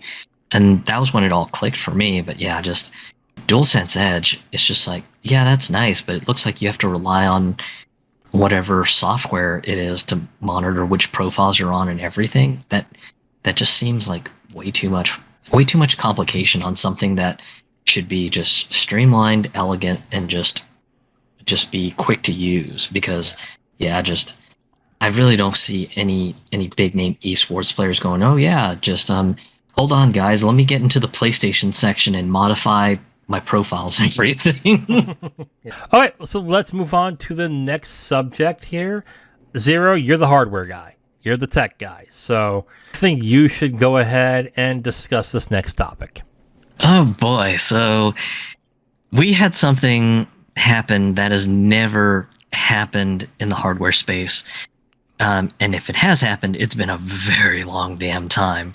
So last week, I believe it was either on Thursday or Friday, NVIDIA put out a giant PR blast saying, hey, we are unlaunching the GeForce RTX 4080 12 gigabyte. And no, you're not hearing things. I said what I said. NVIDIA announced that they're unlaunching a graphics card. And this was just baffling for me because just when NVIDIA made the initial announcement on the new graphics cards, the 4090, the 4080 16 gig, and then the 4080 12 gig, I was kind of scratching my head on the 12 gig announcement. I was just like, wait, really? Why are we announcing two versions of a 4080 card? Just, this sounds like this would have been a product that would have easily slotted into the, the 4070 branding, because clearly the clock speed and the internals are not as good as the 4080 16 gig, but yet you guys are still shoehorning it under the family of the 4080. This is just weird. Why? Just, you should be calling this a 4070, or I don't know, maybe maybe it's better than a 3070 to a significant degree, and maybe you guys should be calling it the 4070 Ti. I don't know. Just it kind of rubbed me the wrong way during the initial announcement, and many other hardware tech journalists in this space were also kind of feeling this as well too. Our personal favorite, Steve Burke of Gamers Nexus, commented on this exact thing, going, "Yeah, NVIDIA, what are you doing? Why are you trying to sell two versions of a 4080 card, but clearly one is significantly less powerful than the other? And it's not just from how much VRAM is on the card, but clock speeds and other stuff." Yeah. So just everyone was just kind of scratching their heads going, okay, NVIDIA, whatever. I guess you're going to do what you're going to do. And then just suddenly we had this announcement saying, oh yeah, we're going to be unlaunching the 4080 12 gig. The card specs have gone out to all of our producers, but unfortunately, we know that many of our partner producers have been printing boxes and marketing materials for the 4080 12 gig. So to them, we will be recompensating them for all or some of their marketing materials costs. So things like any boxes that companies have had to throw in the garbage because of this announcement, NVIDIA's gonna actually do something nice and pay for part or all of just any paper product that they've had to just chuck out the door because of this unlaunching announcement. Yeah. And in addition to this, NVIDIA did announce that they would be going back to the drawing board on what to call this card. So we'll be getting some sort of launch announcement on what this card will be formally called later down the road. But as far as when, NVIDIA really didn't commit to a date. So that's where things kind of get a little bit vague from there on. Was this a case of NVIDIA looking at the sales numbers and going, no one's buying this card? And them, I guess, scrambling to say, oh, we need to do something, and their thought process was, let's just cancel it. Is that what this was, or what was this exactly? What do you think? Well, to clarify, the cards have not officially gone on sale yet. Just all of your ODMs, they were producing the cards and had the marketing materials like the boxes and stuff ready to go. So, but yeah, I think the concern was, at least on NVIDIA's part, shit. So you've got a whole bunch of retailers, some who are very angry that they are stuck with a lot of 30 series cards in their inventory. And especially like if you had a gaming shop who had docked real hard on something like a 3080 or 3070 and have just been sort of overloaded with them. Yeah, just if you were putting like a 4070 on the shelf and turns out that the benchmarks are just a little better than maybe a 3080 or 3070, I would imagine most buyers are just going to say, oh, it's just literally a 5% bump in performance, but this card costs several $100s more than the old cards. Fuck that, I'm buying the old card. No point in buying the new card right now, because if I'm not getting a giant leap in my performance, there's no point in making that kind of an upgrade. So I think NVIDIA was trying to play this 4080 12 gig card as a completely different thing, saying no, it's not a 4070. It's not. It's just as good as the 4080 16 gig, guys. Even though, again, just with all the specs on paper, it clearly wasn't. Yeah. So this may have been their way to try to get people to, buy the 12 gig card if they couldn't afford the 16 gig card. So I think that's where NVIDIA was trying to go with this. But I imagine just when you had a lot of tech journalists sort of dismantling the specs on paper and going, yeah, just this 12 gig card clearly isn't in the same sort of pedigree and performance as the 16 gig card. Why is NVIDIA being real flaky and cagey about this? Mm-hmm. I think ultimately that's what sort of got NVIDIA thinking, okay, shit, the jig is up. we got to come clean and fess up that we got to rename this card. So I imagine that's probably what happened, and that's why they went through with this announcement saying, hey, so we're going to unannounce that card, and we're going to rename it something, and we'll talk to you later when we got a name. So this is poor marketing, or what was this exactly? Like, I think it's, in my opinion, I think it was one, poor marketing, and two, maybe a little touch of corporate greed, especially because, Nvidia has generally a kind of had a glut of old graphic cards come up on the market ever since the whole Ethereum merge, where Ethereum for cryptocurrency doesn't use proof of work anymore. So people with gigantic GPU farms just started selling the hell out of all their stuff. So cheap graphic cards are on the market. And then, of course, now you've got a whole bunch of retailers who put in probably massive orders saying, hey, we're expecting gamers to be really fucking excited to get their hands on a brand new 30 series card with a full warranty on it and everything, and it's going to be great. Oh shit, crypto market just exploded, and now we've got a whole bunch of people pawning off their mining cards for a better deal than what we're stuck with. Shit. And of course, retailers are in a bind because they're just like, well, do we try to return these to the vendor and basically tell EVGA, Nvidia, and some of the other companies, yo, take these back and give us a refund? Or is there going to be a potential for these device makers to laugh in our faces and go, haha, no refunds, suck it?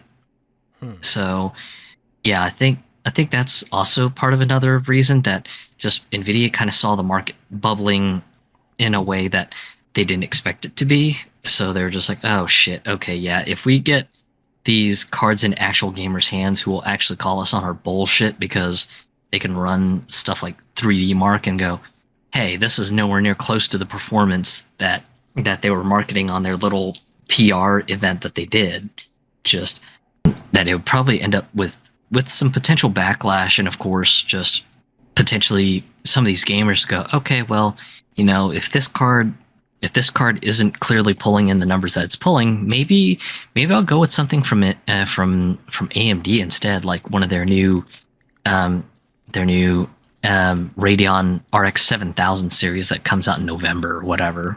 Yeah. So, but yeah, just this one was just a weird situation to see, and I think this is the first time I've ever seen a piece of gaming hardware get unlaunched ever.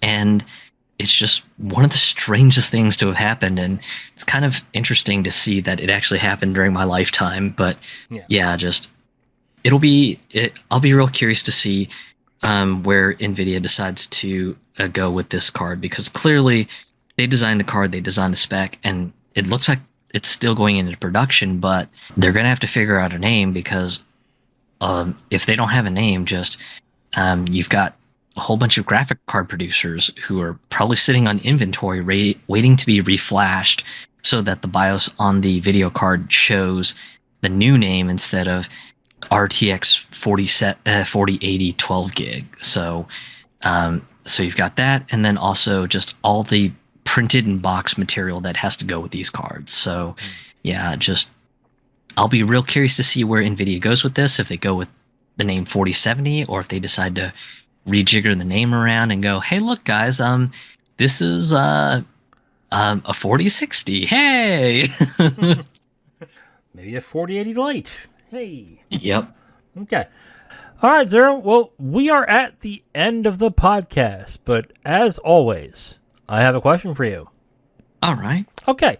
One story that we didn't get to, which really we don't cover usually, because it really doesn't have anything to do with the business of video games, but has more to do with the culture, is what happened this week regarding for G4 TV. Basically, G4 TV a long time ago was a terrestrial channel, or cable channel, that just talked about tech and video games. After about 12 years, they shut down in 2014, and then last year they designed G4 again into a YouTube channel that was being run by Comcast. They started in January of this year, and then it was announced Sunday that after they did layoffs the previous month, that they're shutting down G4 TV effective immediately. That is just 10 months after they just relaunched the entire channel. There are a lot of discussions as to why. There's a lot of thoughts as to what happened and whether it was really a good idea to do it in the first place. And we may go over that here, but I want to pose the question to Zero here. Zero, what do you think the closing of G4 tells you about the state of coverage in the video game industry? Honestly, it just looks like that you have to run a very lean operation in order to just make the bills and everything. Yeah. Because you've got some other bigger YouTube channels, and they have a staff count of maybe anywhere from 40 to 50 employees on staff.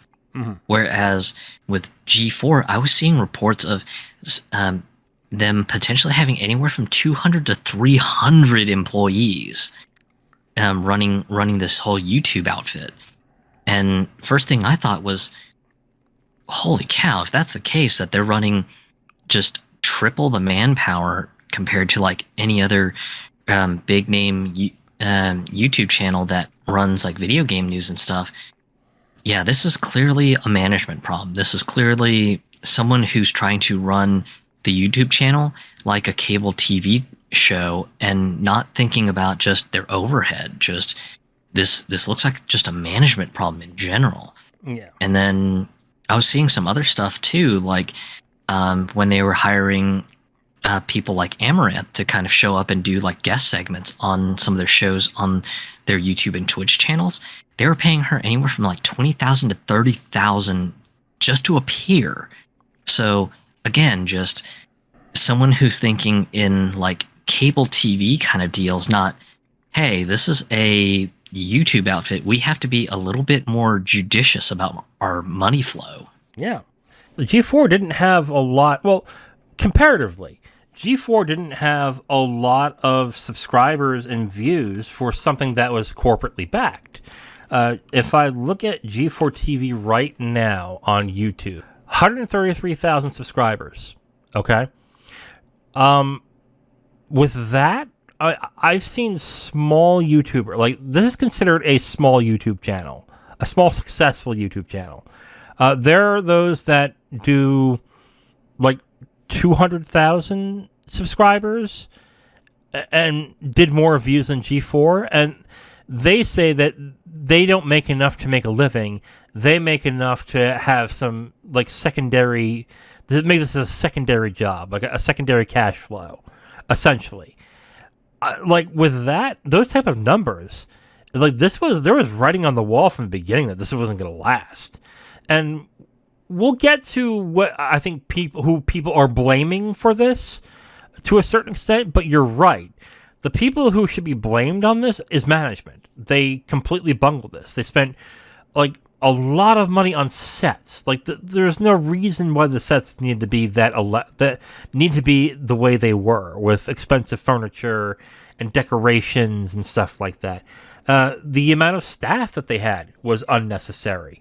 Even small YouTubers that are just two people don't make enough money to call it their main job with the amount of views and the amount of subscribers they get. You're absolutely right. This was solely a management. This was a management problem. But the thing I will also add is that G4 is a relic. Even when they were announcing G4 was coming back, yeah, people were excited, but everyone else was also wait a minute, what G4 provided, we get from different channels. If we want to watch weird trailers from video games, we can just watch a weird trailer from a video game.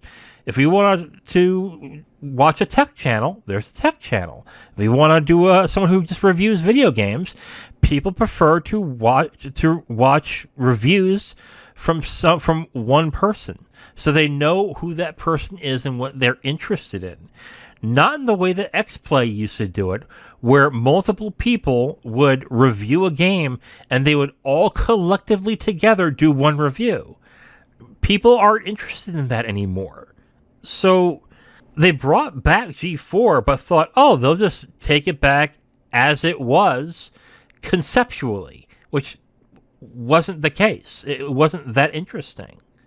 Yeah, it definitely had an identity problem because they were trying to jump on the nostalgia train, but at the same time, they wanted to also grow a new audience, and those sort of approaches are sort of diametrically opposed to each other because if you're trying to get new viewers in, they're not really going to understand some of the old bits and tropes that G4 used to do and everything. But at the same time, if you want to get on the nostalgia train, if you try to go too new with it, then anyone who had any sort of warm nostalgia for G4 is going to look at the channel and go, yeah, this isn't the G4 I remember. Fuck this.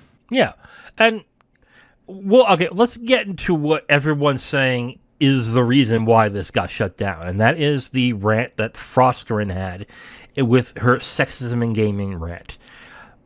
There were a bunch of problems with that rant. And it wasn't that she was calling out people for being not that nice, we'll say.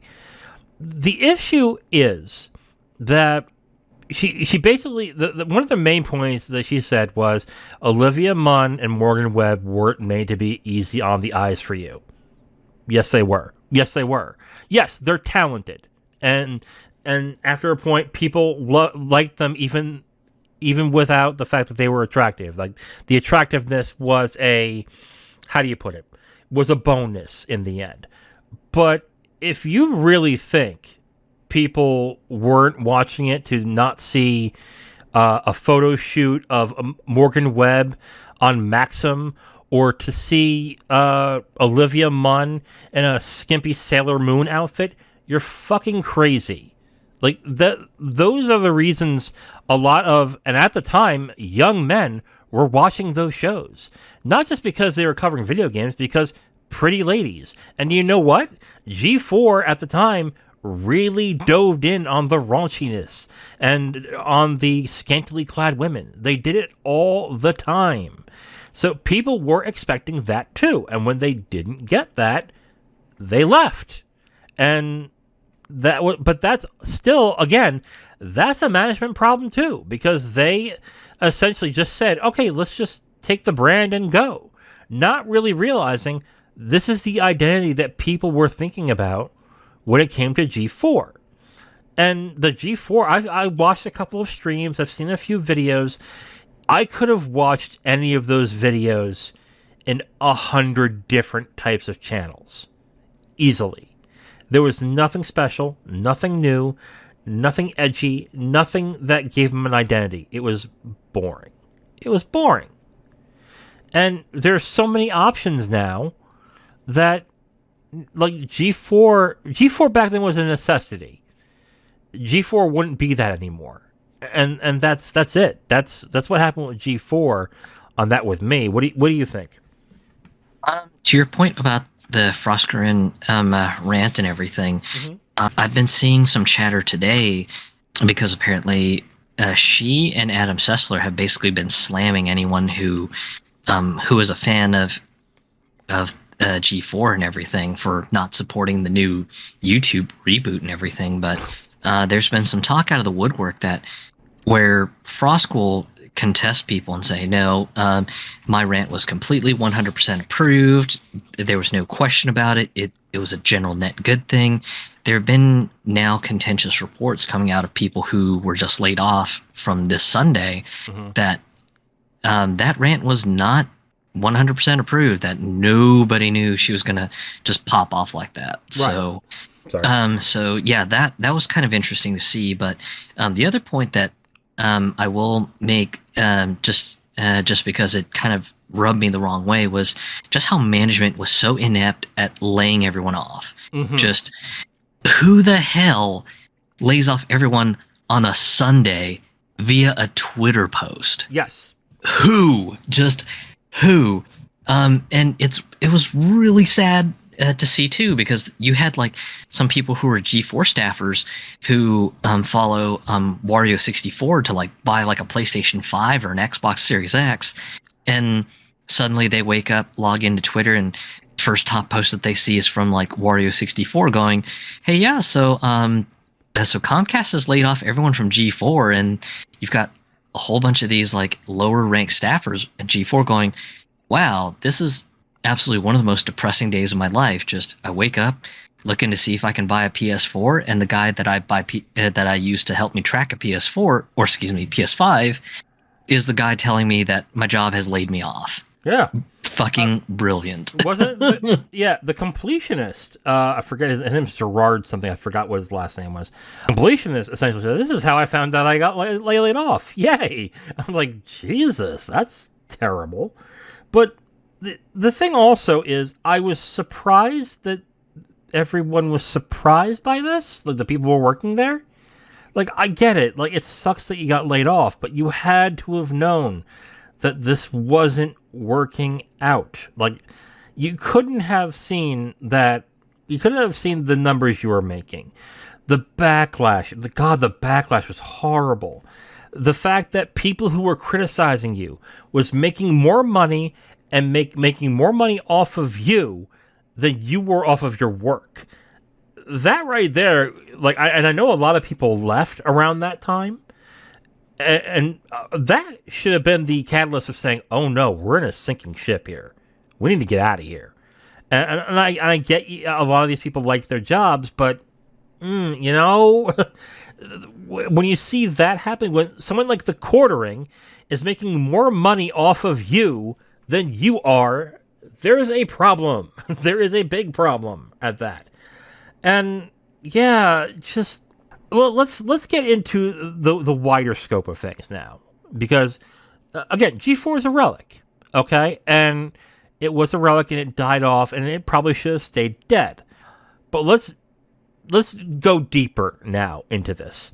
The landscape for covering games, okay, even though the video game industry is worth billions of dollars and makes money hand over fist, the people who surround the industry that cover it aren't making much money, and it looks like jobs of those are becoming fewer and fewer now. I can't tell you how many times I've heard that Kotaku, Polygon, and sites like that are going down at some point. And honestly, I think that's true. I think it will happen at some point. I just don't know when. But like right now, I think like IGN makes $1 billion on what they do, but that number is slowly going down too. Like, they're not as relevant as they used to be. GameSpot is not as relevant as they used to be either. And yeah, and GameSpot just recently got bought up by the fandom company who owns TV Guide and a whole bunch of other gaming media sites now. Yeah, and that will mean that it's consolidation time, essentially, to that extent, for them at least, because Giant Bomb was part of that, and I'm waiting for the announcement to go that Giant Bomb is being folded into GameSpot, or at that point. So anyway, what are your thoughts basically on the coverage of all this? Like, the quality of coverage has suffered in the past 10 years as people become more ideological and politically driven, and they've cared less about actual reporting and more about hot takes and agendas. I think it's gone way downhill at this point when it comes to coverage of games at this point. But YouTubers are thriving. YouTubers are getting all the clicks. They're making most of the money. And I say to people who are interested in having those jobs, make a YouTube channel. Like, that's really the only option you have. Like, because if you work at IGN for, like, let's say 10, 15, 20 years, okay, I don't think you're going to get as popular as a YouTube channel. What do you think? What do you think is going to happen with these big companies and these websites that cover the video game industry? Unfortunately, I think it's just going to continue down this trend of just trying to capture in on salacious news. So anything that sounds like a little bit of juicy drama in the life. And it pains me because my sort of love story with video game news media has always been just with the hard-hitting investigative pieces. And I've said it at the beginning of the podcast when we were talking, but one of our favorite reporters, Jason Schreier, is probably one of the big reasons I'm so into video game news as I am, because just he's kind of old-fashioned in the journalism mindset that he will vet the hell out of his sources before reporting on something, and he doesn't really like reporting on rumors and hearsay unless he's got actual proof that he can corroborate by other sources too. And that was the kind of reporting I loved just when I was getting into video game news media, both as a video game reviewer and then as a news commentator in some of the other podcast projects that I've been a part of. Just he was the big influence for me, how my mindset has been with video game news. But yeah, just unfortunately over the last decade or so, just the video game news space has just kind of gone down this whole like tabloid rag sort of direction, and it pains me so much. Yeah. And I mean, the whole Bayonetta thing is proof of that. Just everyone was just raring to hop on the drama train, going, "Oh man, salacious drama, fuck Platinum, fuck Nintendo," and all this other junk.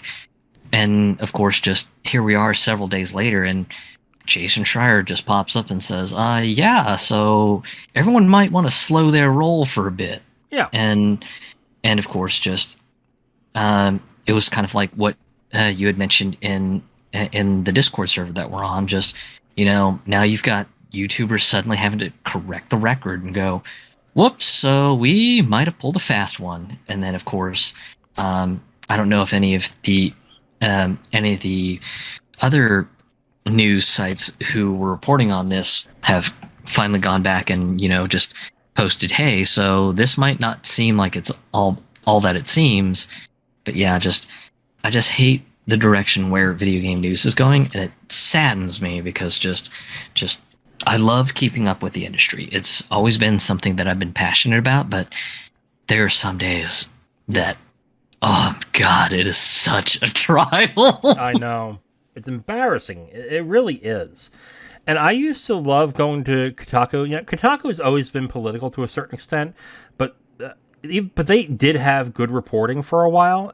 But now they're an embarrassment to read sometimes. Like, it is absolutely embarrassing because they oftentimes in some stories, they either get the story wrong or they concentrate on a detail that isn't really part of the story and make that the story. Okay? I was actually kind of shocked when IGN and Kotaku started updating the stories on the Helena Taylor thing. Because normally they would ignore it. When the new details came out, it's like, oh, it's old news, no one cares, bye.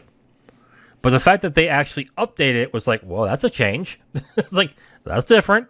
And that sucks. That's terrible for me to say that, because you would think that these people would want to do their job and have some pride in the job that they're doing. But it just seems like more and more now that these journalists, quote unquote, use this as a springboard to work at gaming companies. And that's a problem. Now, it's also a problem because they're not paid very well. Okay? I will grant that. But I will also say that if someone were to tell me, hey, ex-Kotaku writer makes $60,000 a year, I'd balk and go, he ain't worth that. He's not worth that. Like, Schreier? Yes, Schreier is worth that. But Stephen Totilo, who's also from Kotaku, he was very good. Like, and he now works for Axios. Like, those guys are worth the money. I can't name another person that if they said, hey, he should be making $60,000 a year, $70,000 a year, $80,000 a year, where I'd go, no. Like, you pay for the quality. And if we're used to shit, and unfortunately, in my opinion, the coverage around video games is shit. It's terrible. It's awful. Like, there are some good pundits, but when it comes to these websites, it's a laborious chore to make sure they're telling the truth and they're being honest and they're actually saying they're doing the correct framing of the story. And the correct framing is the neutral framing. When you have to then read other people to make sure you have the right frame of mind or the right context, just goes to show you exactly like how poor this is. I don't know. Like, once the venture capital dries up on Kotaku and on Polygon and sites like that, like, they're gone. They're done. And it's going to be a bloodbath at some point. Like, when those venture capitalists start looking at it and goes, oh, you guys don't make any money, bye, it's over. And it's a really sad space in just video game reporting in general, too, because, of course, a lot of sites and YouTubers have to be sponsored, and in order to get those sponsorships, you've got to have the viewership and the subscribers. Mm-hmm. And what brings in the subscribers and just gets everyone clicking and gets everyone talking? Drama and salacious shit. Yep. And it's just a really sad state of affairs in the industry, because, of course, just that means if you want to play the game, you gotta make some really spicy vids or news clips or news articles, and just get everyone just clicking. Doesn't matter if you're fueling people on rage, vitriol, just whatever horrid human emotion that you can make people feel to get people clicking and talking. That's kind of the metagame right now in the video game news space, and God, I hate it. Yeah. It's like, it's embarrassing. Like, it's like they don't really understand their audience sometimes. Like, yes, young people read these sites, but they only read certain things, okay? They'll read when a game comes out, what a review is, and maybe some salacious drama. But the ones that constantly go back are, I think, people like us who want information on certain things. They're interested in specific details or interesting anecdotes about the industry in itself, stuff like that. And they don't do that anymore. They just do salacious details. They just do salacious stories, bad hot takes. Those are, like, Kotaku is, like, well known for that. Good Lord. And just rage bait after rage bait article. And it's getting on. It is so bad. It's terrible. Like, I really think, sometimes I think that these sites are a secret op mission to give the quartering more views. Seriously. I think sometimes I'm like, wow, I really think that, you just want to get the quartering more views, don't you? That's all this is doing. Like, it's fucking embarrassing. Like, I don't know. Like, I look at all this and all these people, all these, like, journalist sites for video games, and yeah, like, I wouldn't trust them, and I understand why gamers don't trust them either. And that's bad. That's really bad. Like, you don't want to be in that situation. And not only are they in that situation, either they don't care, or they're too blind to notice that they're in a bad situation. And until they all start laying off, I mean, they're going to continue what they're doing. So, yeah, it's sad. But in regards to G4, I mean, yeah, this was not going to last. And the Frostgren thing, I think, just sped it up. Instead of it being, I don't think it was the reason, but I think her rant sped the process up, essentially, is my opinion. Anything more to add? Yeah, it's sad that G4's gone. Yeah, it's sad that a bunch of the staff lost their jobs on a Sunday of all days instead of the usual, you get the layoff notice on Friday, or in cases like what happened to me with my job earlier this year, I got laid off on a Monday and then got put on several weeks of leave. So kind of just a shitty situation all around.